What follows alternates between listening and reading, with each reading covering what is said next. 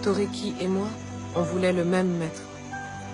On voulait faire comme si on était mari et femme. Mais je n'ai pas osé aller vers lui. Et lui non plus. Il n'a pas bougé.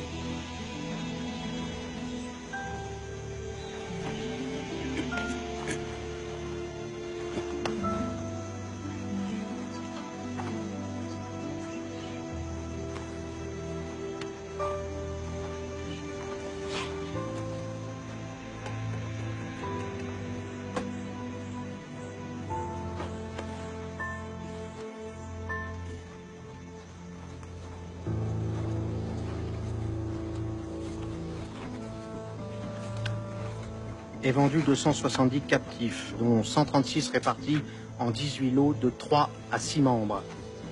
12 familles de 3 à 4 membres et 88 pièces d'Inde vendues à l'unité. Certains lots ayant plusieurs preneurs et donné la préférence au paiement comptant, que ce soit en marchandises ou en argent. 2 familles ne trouvant pas preneur, elles ont été séparées. Négrite et Négrillon ont été vendus séparément.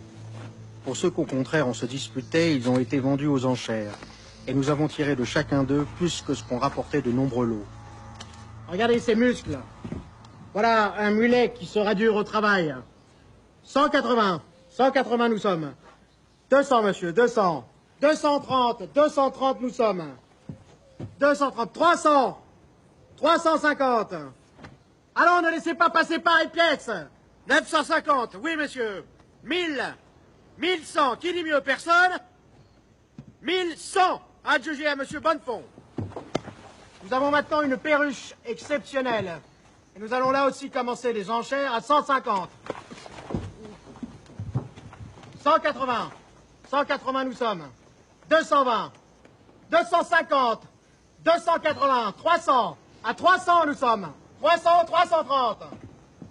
Regardez ces seins. Regardez ces seins. Ce ventre qui n'a pas été abîmé par la grossesse.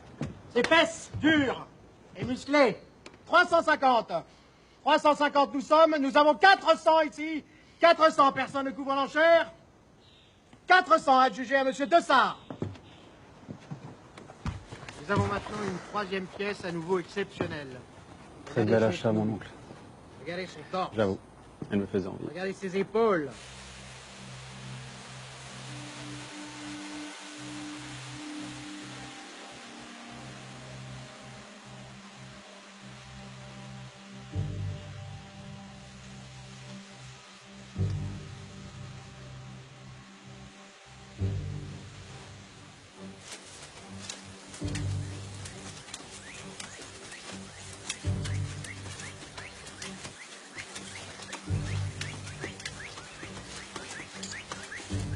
Quand nous sommes arrivés à l'habitation, comme ils appellent ici la propriété du maître, Un prêtre nous a fait un discours pour nous expliquer que nous avions de la chance.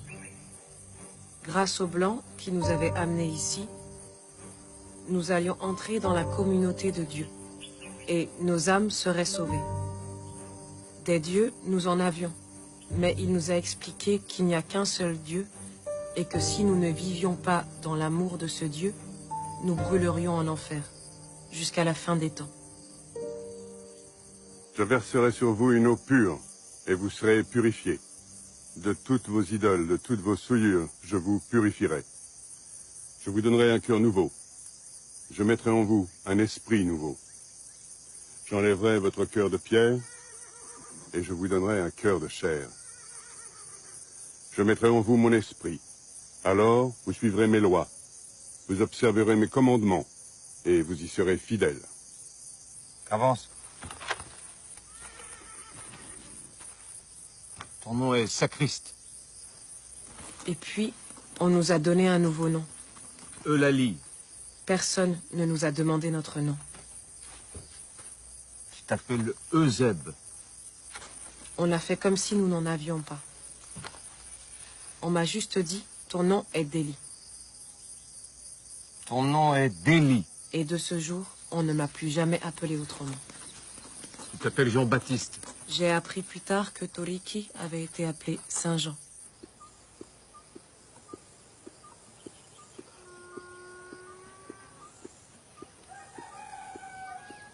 Votre parrain ou marraine vous enseignera les usages de l'habitation. Si vous obéissez, si vous faites correctement votre travail, vous serez bien traité. Mais tout acte d'insubordination, toute tentative de rébellion ou toute tentative de fuite seront sévèrement punis selon les dispositions prévues par la loi. L'esclave qui aura frappé son maître, ou la femme de son maître, ou leurs enfants, avec contusion ou effusion de sang, sera puni de mort. Et si vous cherchez à vous enfuir, vous serez aussi puni selon la loi. À sa première tentative, l'esclave fugitif sera marqué d'une fleur de lys à l'épaule. À la deuxième, il aura le jarret coupé. Et à la troisième, il sera puni de mort.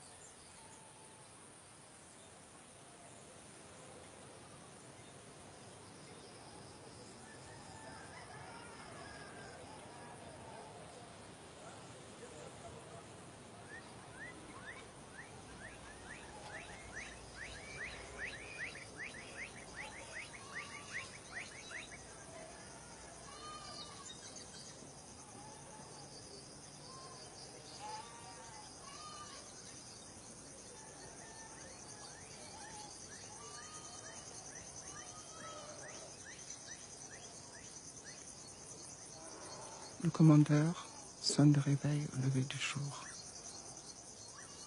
Et quand le jour est court, on se lève de nuit.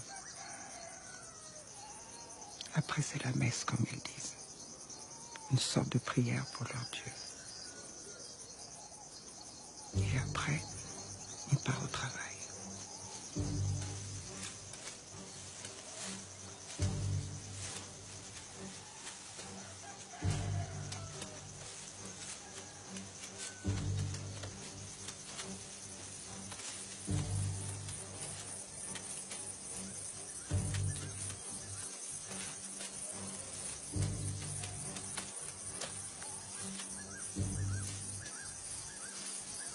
Nous avons tous un carré.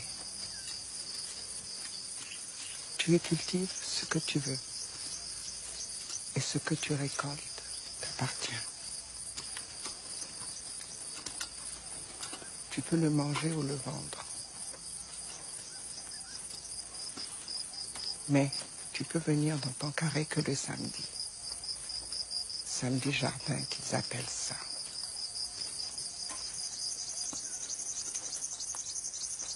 Quand tu vends quelque chose, tu gardes l'argent. Il est à toi. Mais il ne faut pas le laisser dans la case. Il y a des nègres malhonnêtes qui volent l'argent. Il y a des femmes qui rachètent leur corps avec leur corps. Mais des fois, le maître n'est pas ici, parce qu'il y a sa femme. Mais chez son neveu, c'était comme ça. Il prend une des nouvelles et la met dans son lit. Et des fois, quand la femme sait y faire, il tombe amoureux et lui donne sa liberté. Mais pas toujours, hein. Parce que le neveu du maître, il couche avec toutes les nouvelles, mais jamais leur donne la liberté.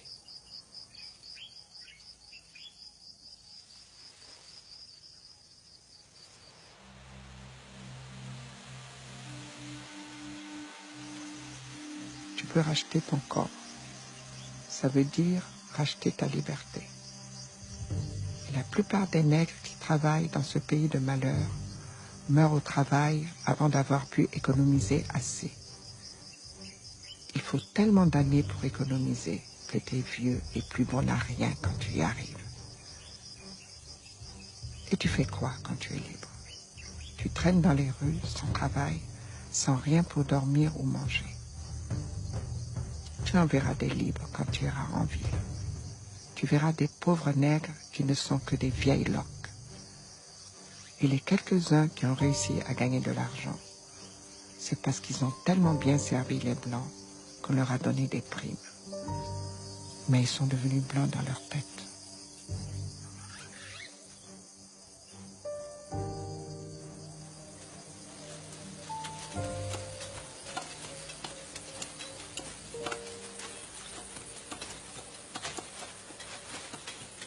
Pour moi, l'empoisonnement ne fait aucun doute.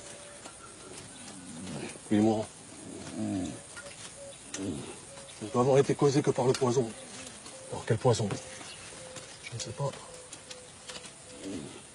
Du poison, c'est certain. Nous avons perdu un bœuf aujourd'hui. Avec les animaux de la semaine dernière, cela fait 3 bœufs et 2 mulets. Il y a des empoisonneurs parmi vous. Ces crimes sont punis de mort. Si quelqu'un connaît les coupables, qu'il les dénonce immédiatement ou il sera poursuivi pour complicité.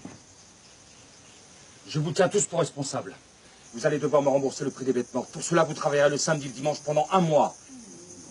Si vous n'êtes pas content, dénoncez les coupables et je lèverai les sanctions. En attendant, regagnez immédiatement vos cases.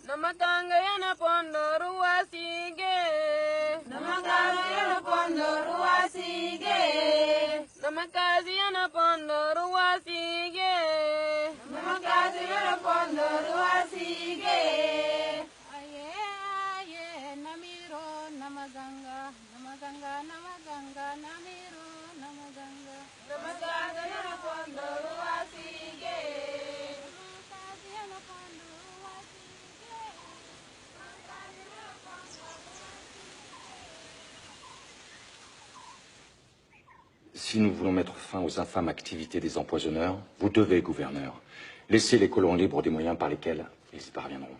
Je comprends votre inquiétude, monsieur Dessart, mais je ne peux permettre aux colons d'appliquer des sanctions extrêmes sans qu'il y ait de procédure judiciaire. Surtout pendant que ce jeune juge de métropole... Juston. Adolphe Juston. Surtout pendant que le juge Juston est dans notre île. La Cour prévôtale a rendu des dizaines de condamnations et a jugé encore des dizaines d'affaires. Nos prisons sont pleines. Je ne peux pas et ne veux pas faire plus. Sans le respect d'un minimum de procédure, combien de prétendus empoisonneurs seront exécutés sans que la preuve de leur culpabilité soit clairement établie? La preuve est sur le bureau. Le docteur Lapierre était formel. Ce foie est celui d'un animal empoisonné. Les herbes aux racines retrouvées chez les suspects peuvent certes rendre malade, Mais je serais bien incapable de tuer un homme, et encore moins un bœuf. Mais représentez-vous la perfidie dont ces nègres sont capables. Ce sont les nègres les mieux traités qui empoisonnent. C'est même à se demander si les nègres libres ne sont pas les chefs du complot. Madame Delage a été empoisonnée par sa plus dévouée servante. Monsieur Delannoy a perdu tous ses bœufs. Et qui les a empoisonnés? Le nègre à qui il a appris à lire, à écrire, et à qui il venait de permettre de racheter son corps. Cécile Tournon, elle a été empoisonnée par celle qui a été sa nourrice, une mulâtresse. Cécile avait 19 ans, monsieur. Oui, 19 ans. Elle était promise au plus bel avenir. Monsieur de Sart, je vous le répète, la cour prévôtale fait son travail. Certes, c'est long, mais il n'y a pas d'autre moyen. La cour prévôtale ne sert à rien. Vous en faites pourtant partie. À vouloir singer la justice de la métropole, nous n'arriverons jamais à rien. Voyez Marie-Louise, chez Madame Lambert. Elle a fait appel de sa condamnation, a été transportée en France pour être entendue, et a été soutenue par toutes les vociférations des amis des nègres. Résultat, elle n'était condamnée qu'à une légère peine de prison. Est-ce ainsi que l'on va assurer la tranquillité de notre île? Non. Il faut terroriser les nègres. Par des jugements rapides et exemplaires montrant la plus extrême fermeté. Et si dans l'exercice de ces jugements rapides et impitoyables roulent les têtes de quelques innocents, le prix à payer sera bien mince au regard de ces bienfaits.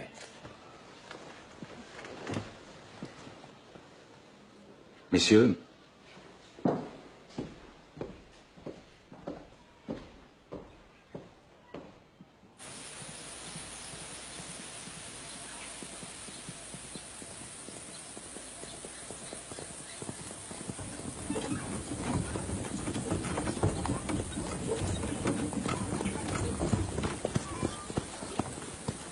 Docteur Ruffier. Ah, vous êtes ce jeune magistrat dont tout le monde parle? Adolphe Juston, oui. Auriez-vous quelque temps à m'accorder? Je dois aller voir un malade, mais prenons le temps de bavarder. Docteur, plusieurs choses me laissent sceptique concernant cette affaire d'empoisonnement. À commencer par l'incompétence notoire des médecins. Les signes dans lesquels le docteur Lapierre veut voir la main d'empoisonneur évoquent plutôt pour moi une forme de choléra qui frapperait autant les hommes que les animaux. Il me semble que les colons ont de tels préjugés contre les Noirs qu'ils sont incapables d'imaginer autre chose qu'un plan visant à les détruire tous. La vérité, c'est que depuis l'indépendance de Saint-Domingue, ils ont peur, de plus en plus peur. Les plantations n'ont cessé d'être agrandies, il a fallu de plus en plus d'esclaves pour leur faire produire toujours plus de sucre. Et aujourd'hui, les esclaves sont en si grand nombre que s'ils venaient à se révolter, l'île pourrait être en un rien de temps mise à feu et à sang. Alors les colons ne dorment plus, et leurs nuits sans sommeil ne font qu'accroître leurs angoisses.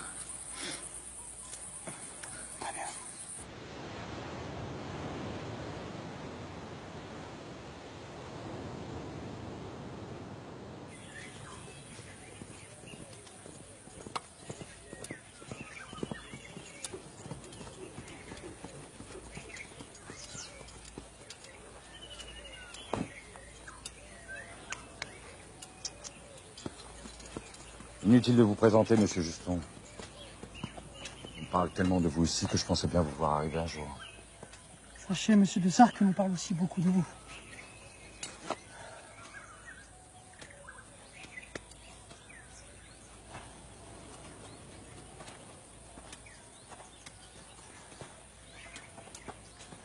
Ma femme, Bienvenue. Madame, les gens de France comme vous se font des idées parce qu'ils ne connaissent rien à la véritable situation dans les colonies. Vous venez d'arriver. Mais quand vous aurez passé quelque temps ici, vous nous comprendrez mieux. Et vous vous convaincrez de la nécessité de conserver l'ordre établi par le maintien de l'esclavage. Il n'y a pas de travailleurs qui veuillent venir de France. Et quand par hasard il y en a un, il ne résiste pas au climat de cet affreux pays. Seuls les nègres habitués à la chaleur des tropiques peuvent travailler ici. Mais la race de l'homme que nous avons à commander est infernale et traître. Ce sont de véritables serpents. n'est-ce pas un peu excessif? Les nègres et les gens de couleur n'ont guère en vue qu'une chose, et qui fait frémir. La destruction des Blancs. Pierre. J'espère que nous trouverons à ma fille un bon parti, pour qu'elle puisse contribuer à accroître la race des honnêtes gens, tandis que nous travaillerons ici à diminuer celle des scélérats. Et c'est aussi ma mission, monsieur de Sart.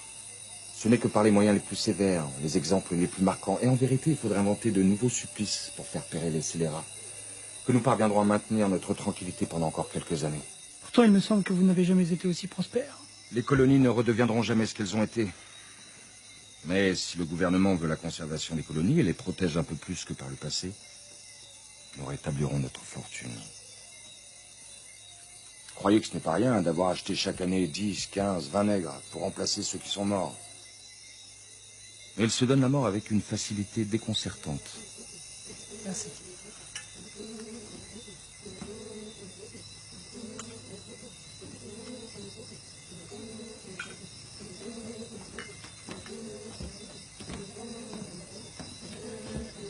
Celui-ci ne vient pas de notre production.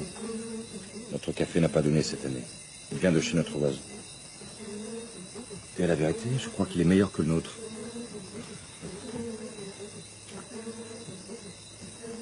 Quand la musique résonne comme ce soir, notre fille peine à s'endormir. Tu devrais peut-être aller la voir.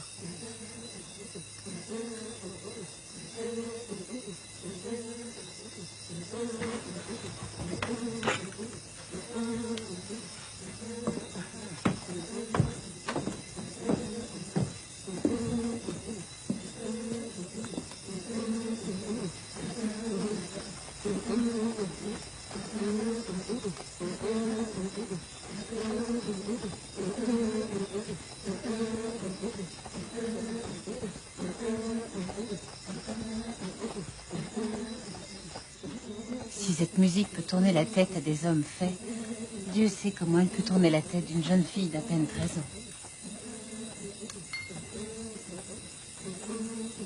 Vous savez, j'ai plusieurs fois observé leur fête sans être vue.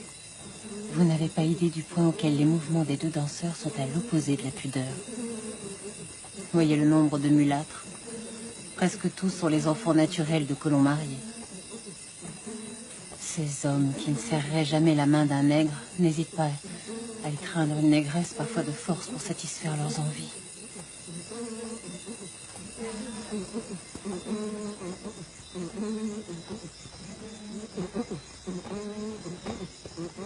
J'ai appris où se trouvait Toriki en posant des questions aux autres esclaves. Lui faisait la même chose. Il est venu me retrouver plusieurs fois à la nuit, en partant tôt le matin pour être rentré à son habitation, chez le neveu de Dessart à l'heure du réveil. Ça a duré quelques semaines, mais un jour, après que 2 esclaves sont morts de ces soi-disant empoisonnements, Pierre Dessart a interdit que nous puissions recevoir des visites. C'est à ce moment-là que nous avons décidé de nous enfuir, de partir, marrons comme ils disent.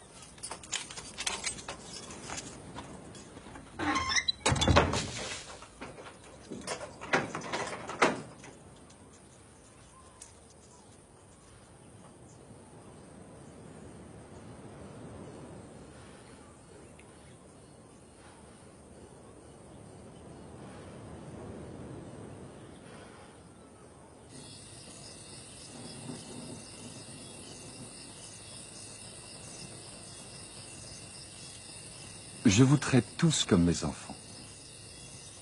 Aussi, j'attends de vous que vous me montriez le respect dû à un père. Et comme un père ne peut tolérer que ses enfants quittent sa maison sans son autorisation, je ne peux tolérer que certains d'entre vous se fassent marrons.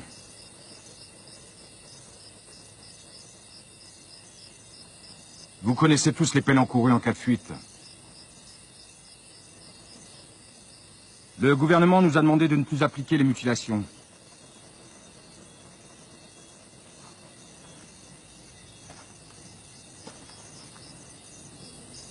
Saint-Jean et Delhi n'auront donc pas les oreilles coupées. Mais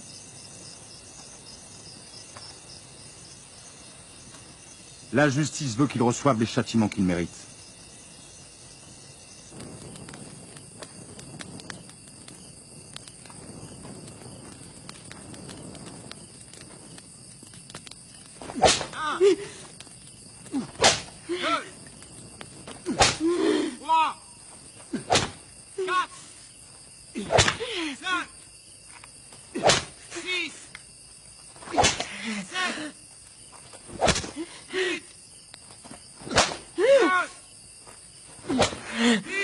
J'ai été remise au travail le lendemain. Mais pendant 30 jours, j'ai passé mes nuits au cachot. Les chevilles dans le carcan.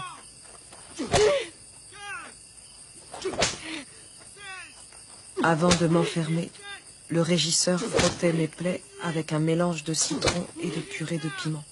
C'était pour éviter l'infection. Mais c'était une véritable torture supplémentaire.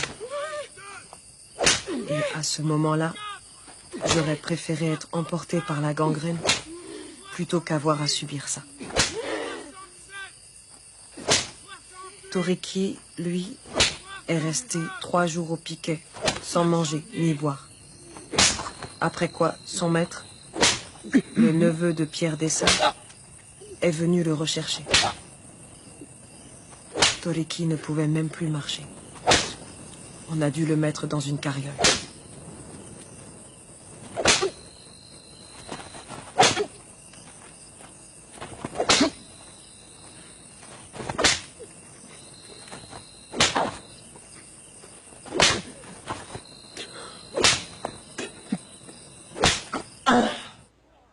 Pierre Dessart n'est pas le pire. Vous savez, il est très dur. Punit cruellement ses esclaves quand ils pensent qu'ils ont commis une faute. Mais il fait venir le médecin quand quelqu'un est malade. Fait garder les enfants par des serviteurs pendant que leurs parents travaillent. Ne fait pas travailler les femmes enceintes. C'est vrai qu'il n'y a pas beaucoup d'esclaves enceintes. En 1 an, il n'y a eu que 2 naissances chez Pierre Dessart. La plupart des femmes préfèrent faire couler leur ventre plutôt que de donner naissance à un enfant esclave.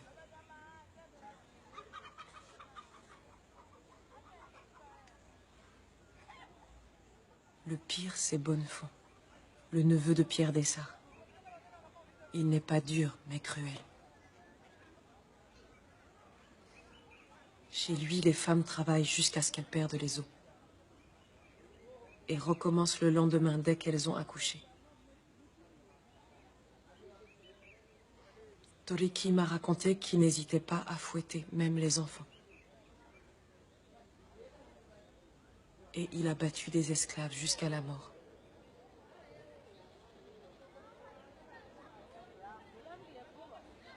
Maintenant, je dois vous laisser avant que le marché soit fini. Laissez vos ignobles. Vous avez assez perdu de temps comme ça.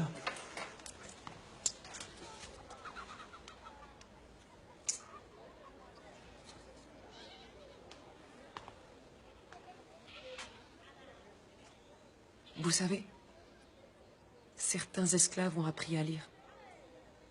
Maintenant, ils connaissent les lois. Un maître peut battre ses esclaves, mais il n'a pas le droit de les tuer. Un homme tel que Bonnefond ne mérite que la prison et pourtant il continue à sévir. Je n'ai pas pouvoir de police ici. Je ne peux qu'enquêter, mais je vous promets de le faire.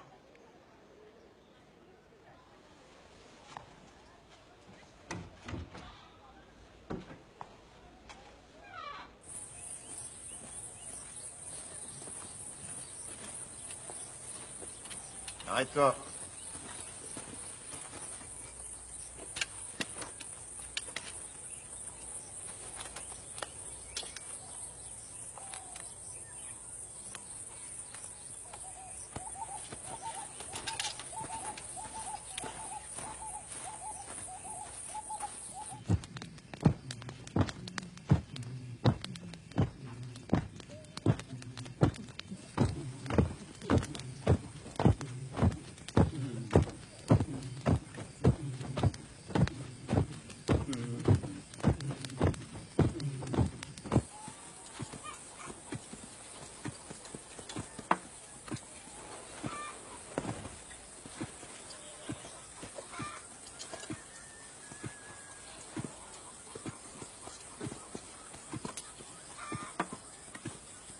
Vous pouvez visiter ce que vous voulez. Je m'en contrefiche. Je n'ai strictement rien à cacher. Personne n'a rien à cacher. Pourtant, chaque jour, le gouverneur reçoit des lettres pour que je sois expulsé par le prochain bateau. Par quoi voulez-vous commencer? Il vous plaira? Non. J'ai toujours été bien traité et bien nourri. Je travaille. Oui. Mais je peux me reposer quand j'en ai besoin. Vous n'avez jamais été frappé?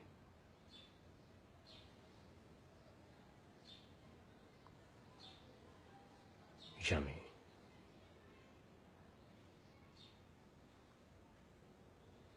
D'autres esclaves sont-ils frappés?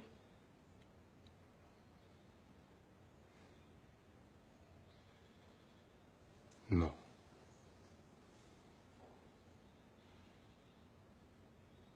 Avez-vous entendu dire que des esclaves étaient punis du fouet ou du carcan?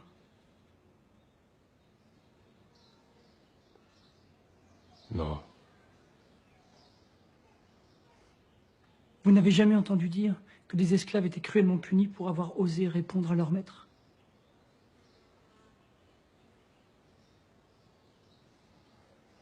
Non, jamais.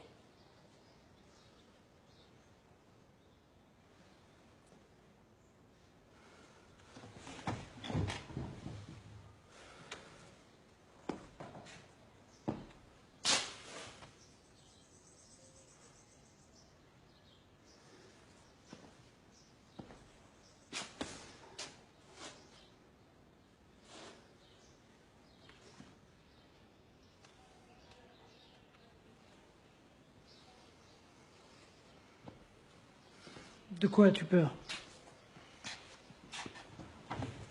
Crains-tu d'être battu si tu parles?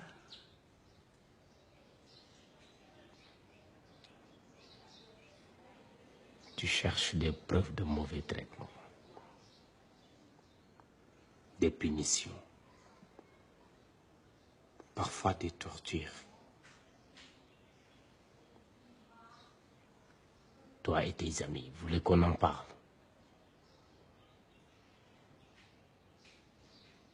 Là-bas dans ton pays, tu espères soulever le cœur des habitants de ces lointaines contrées?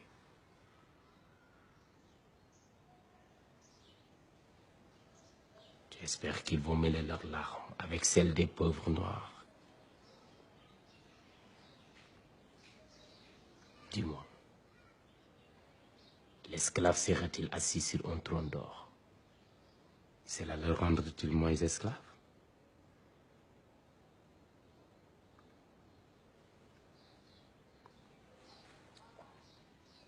Cela le rendra-t-il moins la propriété de notre homme?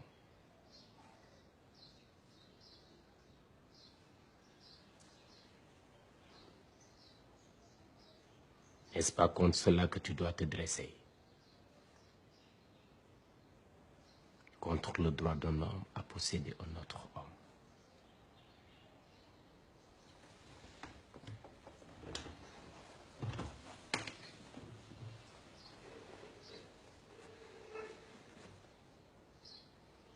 Je t'ai déjà trop parlé.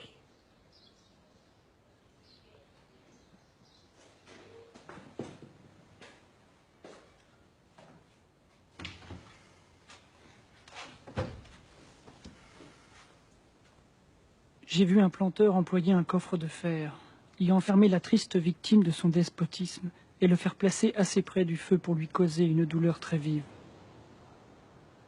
J'ai appris d'un jeune homme qu'afin de les reconnaître, il avait fait couper les oreilles à 6 esclaves que son père venait de lui donner. J'ai vu une négresse qui avait volé un canard recevoir 50 coups de fouet, être frottée de jus de citron pimenté, être enchaînée en plein air et y rester 15 jours pour expier le crime affreux dont elle s'était rendue coupable.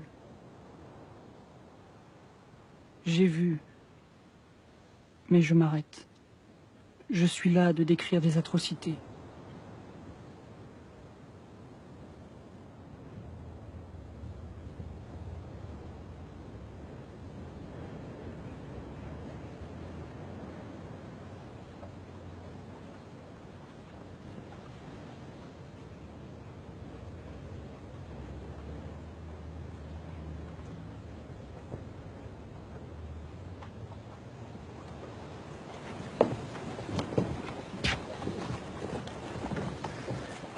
quand vous serez en France, faites très attention à ce que votre servante n'écrive que sous votre surveillance. Ces coquins utilisent toutes les ruses possibles pour faire parvenir ici des textes avec lesquels ils pervertissent les nègres en leur parlant d'égalité et de liberté. Certains vont même jusqu'à faire passer aux colonies des textes exigeant l'abolition de l'esclavage.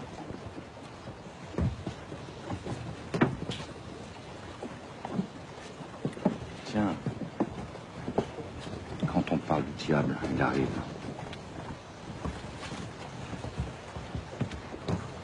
Il est heureux qu'on se soit enfin décidé à l'expulser.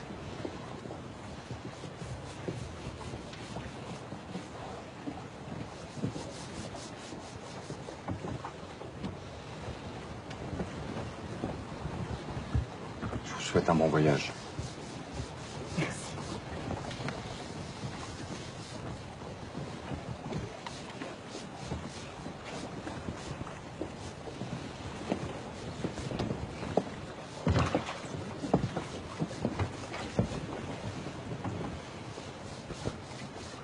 Tu n'as plus rien à craindre.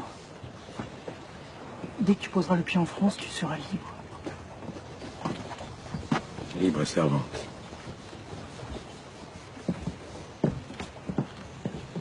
Arrête d'avoir peur. Tu vas aller en France. Tu es libre, libre. Tu peux t'occuper d'elle?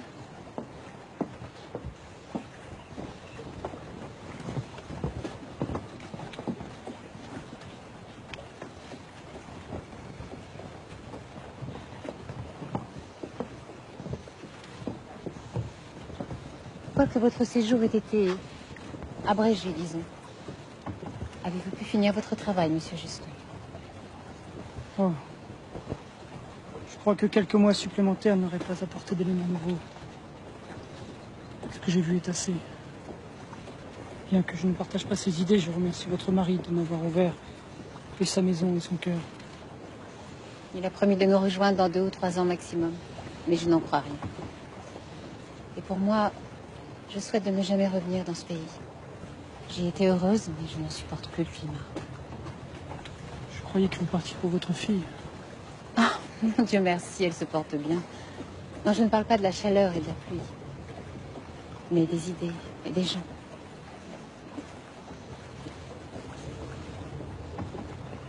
Il n'y en a que pour l'argent. L'argent, toujours l'argent. Tous les moyens sont bons pour accroître sa fortune. Il s'est établi dans cette colonie une épouvantable hiérarchie qui dicte tous les rapports entre les hommes. Ceux qui ont de l'argent méprisent les colons qui n'en ont pas. Les blancs méprisent les noirs et les mulâtres jalousent les blancs et méprisent les nègres. Il n'y a guère que ce monsieur Bicette à qui l'on fait un mauvais procès, qui, quoique mulâtre, a défendu les nègres. Et les nègres eux-mêmes n'échappent pas à ce sentiment. Les nègres domestiques méprisent les nègres à talent qui eux-mêmes méprisent les nègres des champs. Ce n'est plus dans la colonie que haine et mépris des uns envers les autres.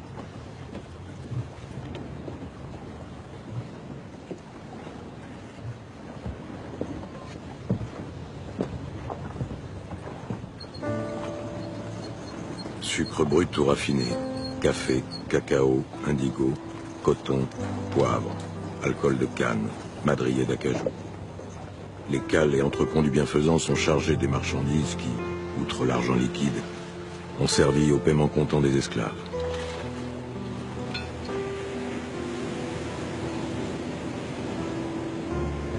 Déduction faite des frais de mise hors du bienfaisant, armement, salaire de l'équipage, marchandises de traite, assurance, remise en état du navire.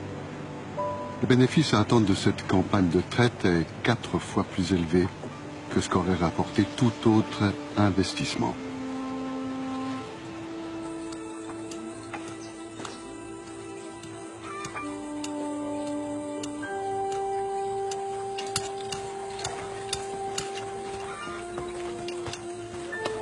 Chez le neveu de mon maître, on a trouvé les cadavres d'autres animaux.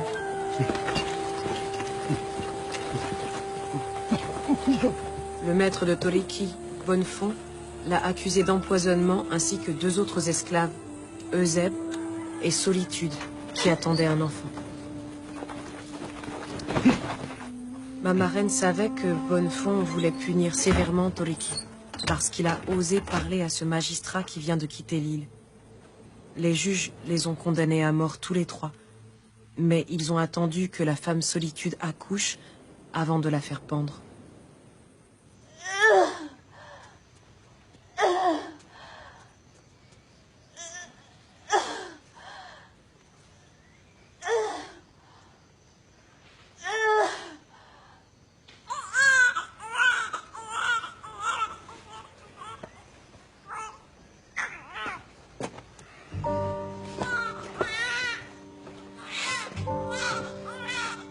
J'ai demandé à voir mon maître, Pierre Dessart. J'ai juré que les preuves étaient fabriquées et Toriki innocent. Il a refusé d'intervenir. Plus tard, je l'ai supplié de racheter l'enfant de Solitude. Il a accepté et il l'a affranchi en le baptisant Agricole.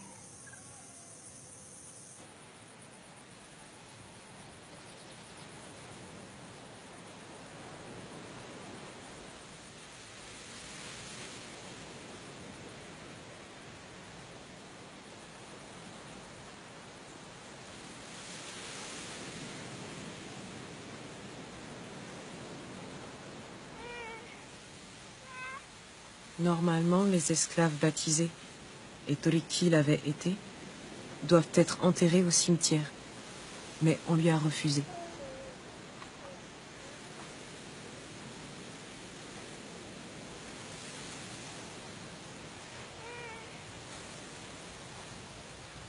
Je l'ai cherché longtemps. Je ne l'ai jamais retrouvé.